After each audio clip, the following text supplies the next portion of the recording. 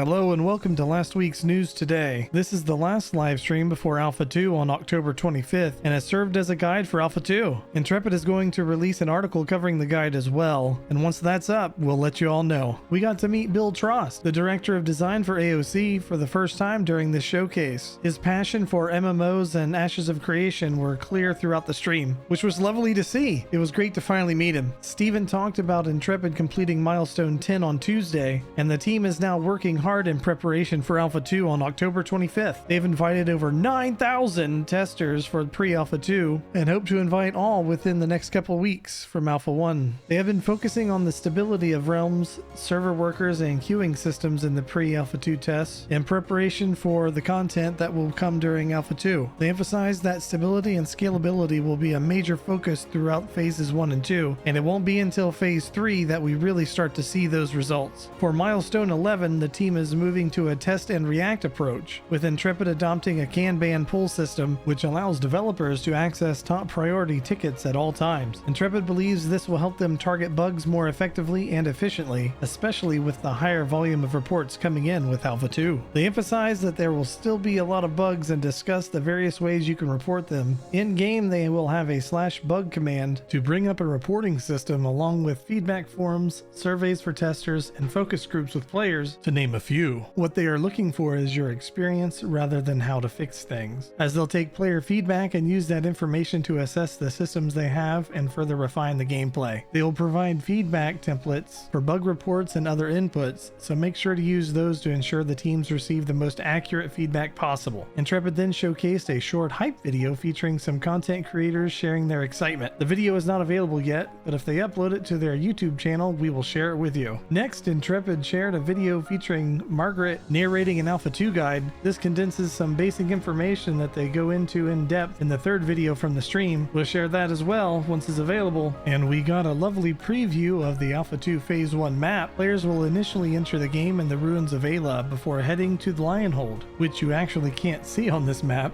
However, from the Alpha 2 Lionhold preview, we know it is just to the west of the ancient city. There will be 5 starting nodes, plenty of points of interest, quests, events, and 1 grand dungeon at the wreckage of Carfin. All the content will be expanded upon as it is released in a 3 to 6 week cadence. Steven also mentioned that the lawless zones will change as these areas become filled with their true intended content. The soon to be added areas will become lawless zones while they await their content. Now let's take a closer look at the ruins of Ayla and Lionhold. This will be the starting area for the Kalar humans. We get to see the divine gateway within the ruins and some of the first Varen settlers. A nice announcement that Intrepid made is the introduction of AI generated voiceovers. This is an in-house tool, and the devs have used their own voices to bring the text to life. It's still in its early implementation, and inflection and attenuation are yet to be added, but this is a very nice addition for those that need it. I can't wait to see how it evolves over the course of development. In the player spawn area, there will be starter weapons to pick up, as well as a basic jumping puzzle, and we get to hear adaptive battle music. Steven emphasized, with Bill also reiterating, that one of the special features of AOC with its dynamic world is their plan to expand upon Lionhold by adding crypts and hidden locations underneath the ruins for players of all levels. They will continuously add content to areas like these to ensure that they remain interactive for years to come. We also get a look at the commission board, quest givers, tutorial quests, crafting stations, and storage. Steven also mentions that there are quests within the world that will reward mounts. Another quick tease was the devs discussing the Gateway Medallion, which is the lawful way of entering the world of Vera.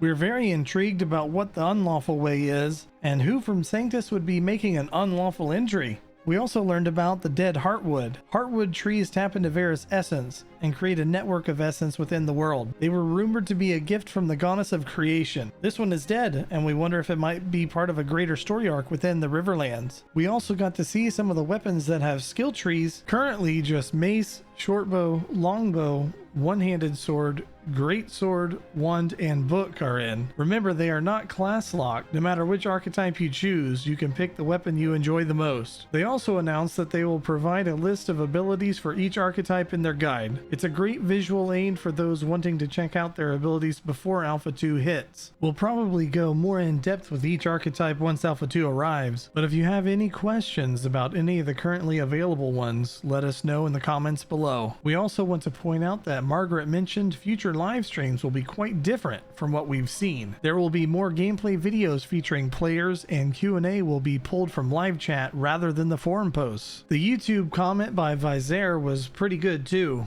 They asked for an update on the relic system. Steven mentioned that there will be different types of relics that can be acquired, such as common and exquisite relics, all serving different purposes. Relics will generally be transported through the cargo system, and which one you use will be determined by the size of the relic. As it utilizes space in the spatial gridding storage, these types of relics will then be transported back to the node. There will also be relics that can be obtained by completing quests and tasks, which will be automatically added to the node reliquary. Relics can be assigned in different ways to benefit various groups, from zones of influence to smaller groups. Some art was showcased too, but there wasn't enough of it for a montage, so I'll just show them on screen real quick. If your question wasn't answered live by Intrepid, then head over to the forums and make sure to check Vaknar's comment. He has replied to all questions via comment on the thread. And just before we finished up, Intrepid held a key giveaway during the week. The keys were snapped up pretty quickly. An image like this was posted on each of their social media accounts, and you had to find the keys within the picture. There were different codes on each platform, so it's definitely worth giving them a follow if you haven't already. They will likely do more giveaways in the future. Congrats to everyone that managed to get the codes.